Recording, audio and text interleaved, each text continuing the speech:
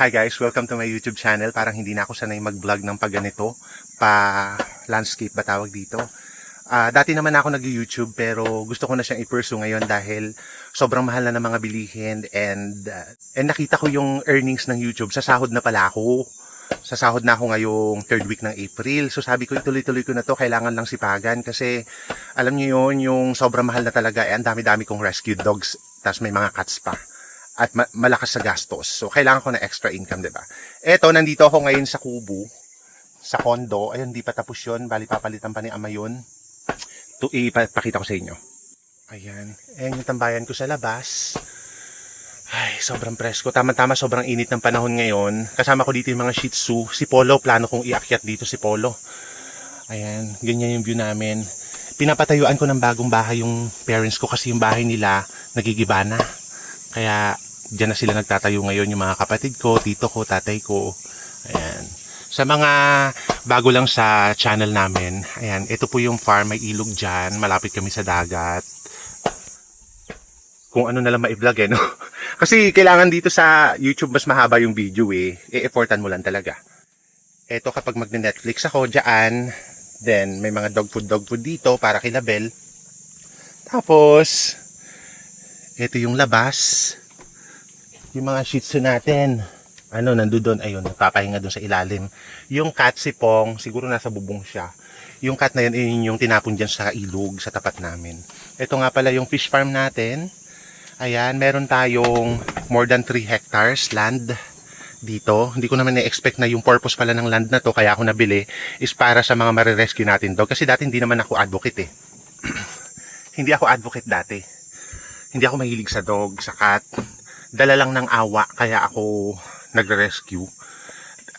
Dahil kay Buniknik. Ayan. Sa mga nakasubaybay, si Buniknik yung dog na nakilala ko 3 years ago. More than 3 years ago, siya yung dog na nirescue ko dun sa bayan.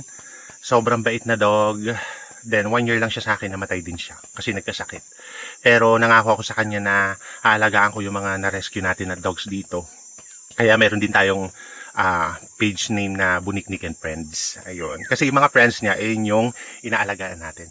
Alam niyo, natutuwa ako dito sa umbrella na to kasi, sobrang init ngayon, di ba? Tama-tama, naglagay tayo ng umbrella dito sa balcony.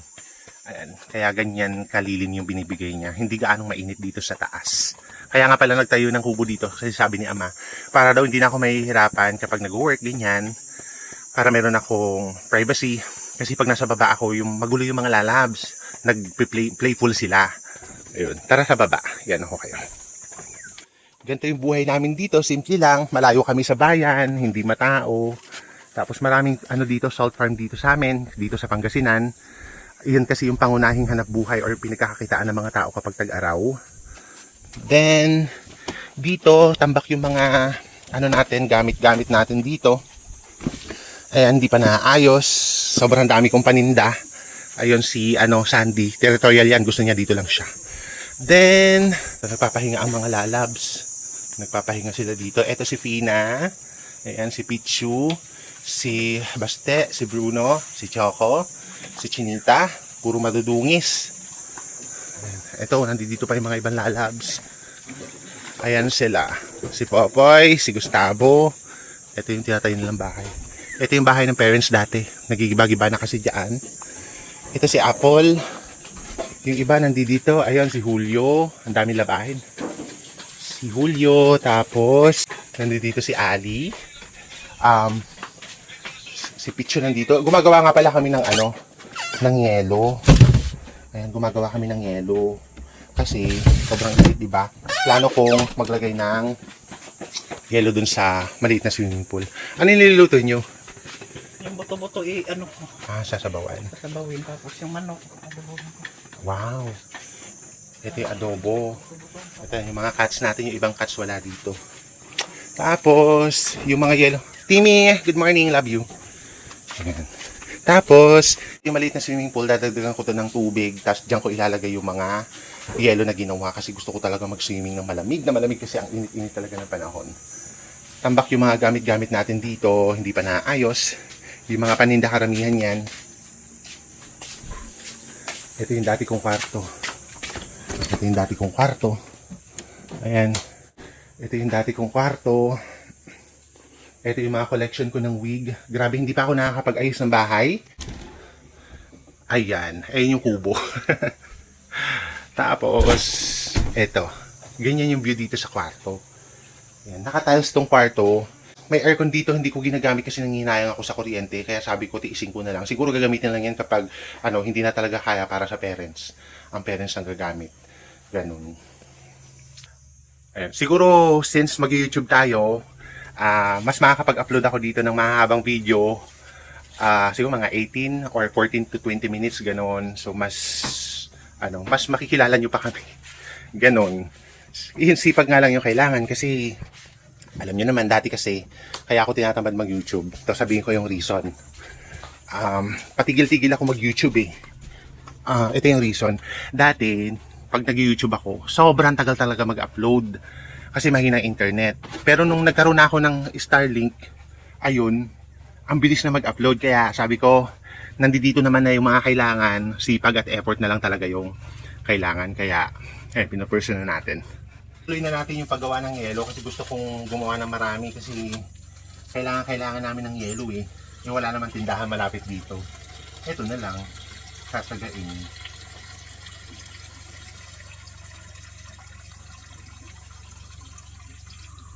Ito naman tubig na pinagkukuhaan namin, merong deep well. Mula pa noon doon na kami kumukuha ng inumin, ganun. Mula pa nung baby ako. Kasi dati nung hindi pa namin nabibili ito, nakikiigib lang kami dito. May poso kasi dito. Tapos pinalagyan namin ng Jetmatic. Kaya pinakonektahan na rin namin dito sa bahay. Ayan.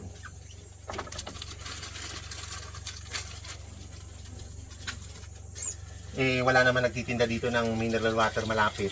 Buti na lang, meron kami na pagkukunan ng inumin.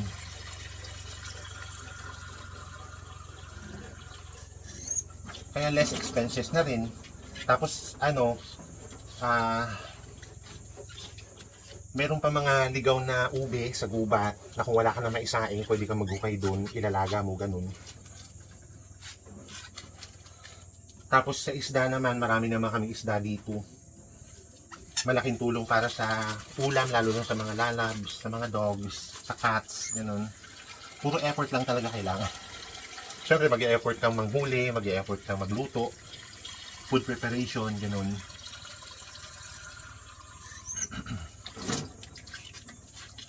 Ayan. Gusto ko nga rin gumawa ng ice candy eh. Kasi, parang ang sarap sumipsep. Sumipsep. Ang sarap nung may sinisip-sep, diba? Lalo na ngayong mainit. Ganun. Medyo lang po muna tong video natin ngayon. Kasi ngayon ko pa lang talaga na pag-desisyon ng seryosohin yung longer videos na form na i-upload natin. Ayan. Gagawa tayo ng maraming yelo.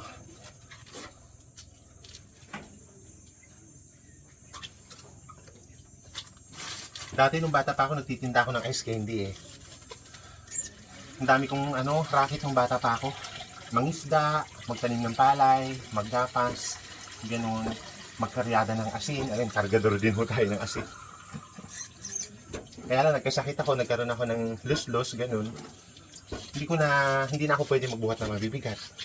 Kasi yung bituka ko, nahulog dun sa betlog ko, gano'n. Ang kirot. Pero okay na ngayon, magaling na. Kaya lang, natatakot na ako magbuhat ng ganung kabibigat. Kasi, baka bumalik. Makirot yun.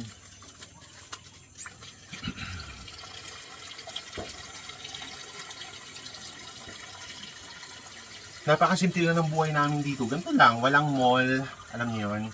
Walang night out. Alam mo yun, pag gusto mo kumain sa restaurant, wala. Dito lang talaga. Effort lang talaga magluto. Unless magbabakasyon or magtutour, ganun. Kaya nga excited kami sa mga ganyan pag may tour kami. Lalo na ngayon na isasama ko yung parents. Kasi doon kami nakaka-relax talaga kasi pag dito, kaya sabihin mong simple yung buhay, maraming trabaho eh. Nakakapagod din. Nakaka-stress din. Kaya deserve natin na nakakapag-bakasyon tayo, nakakapag-refresh tayo. Kasi pag wala yun, parang madidrain tayo, mababurn out tayo kapag paulit-ulit yung routine natin. Ganun. Tapos isa sa mga activities namin dito, kasi wala naman akong social life dito, yung mga dogs, madalas kami nag-outdoor activities, pupunta kami sa dagat, sa ilog, naliligo, sa bundok, nag-hiking, di ba? Ang daming activities. Kaya hindi ka rin mabuboring eh. Yun nga lang, nakaka-burnout nga lang talaga kapag, kaya sabi ko, every 3 to 4 months kailangan makapag-bakasyon, ganun. Blessed na nga rin kasi meron tayong family na napag-iiwanan ng mga alaga natin. Ayan. Mga animal lover din naman yung family natin. Yung sister-in-law, mga brothers, ganun. Kasi ako talaga guys, pag na-burnout ako, hindi ako nagiging productive. Sa totoo lang. Pero kapag feeling refresh ako, marami ako nagagawa.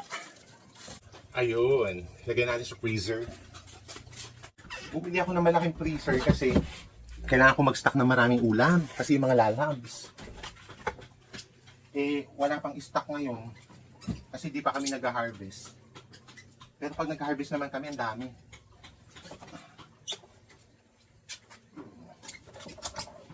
Ikukwento ko rin sa inyo yung bawat story ng dog na na-rescue natin since nag-start na tayo dito sa YouTube ulit. Seriously.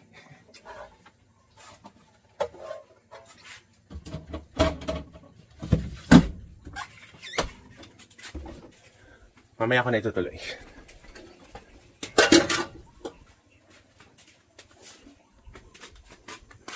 Tapos maya-maya magla-lunch na kami. Tapos after lunch, pahinga. Then work na ulit.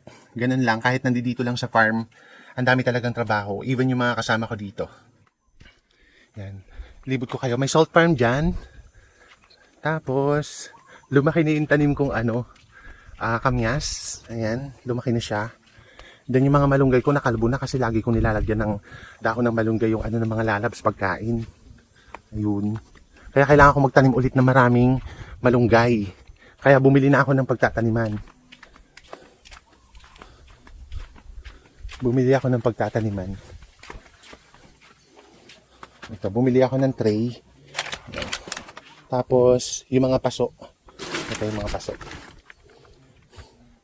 Medyo magulo yung mga gamit, hindi ko pa na-organize. Bali, aayusin ko yan. Magsusort ako ng mga, magsusort out ako ng mga bagay-bagay dito. Yung mga kung anik-anik. Yun yung kung anik-anik. Balik na tayo dito sa kubo. Dito sa kondo. Pahinga muna tayo dito. Ayan. Yung mga lalabs nating shih tzu dito, nagpapahinga. Mainit kasi. Bel! Hindi ka dito. Bel! Hindi ka dito, Bel. Ayun. Hindi niya maiwan yung si Max. Lagi sila magkasama ni Max. Guys, sasuportahan niyo ba ako dito sa YouTube? Kasi sa Facebook, tsaka sa TikTok, parang minsan, nakaka-drain kasi may mga basher, ganun. At least dito, carry lang. Dito sa YouTube. Dito naman talaga ako nag-start sa YouTube yung pina-vlog ko dati yung about sa mga hipon, sa alimango, yung mga natututunan ko sa pag-aalaga ng mga, sa aquaculture, sinishare ko. Ayun, nag-upload talaga ako every other day. Then, nagkaroon na nga ako ng community dun eh.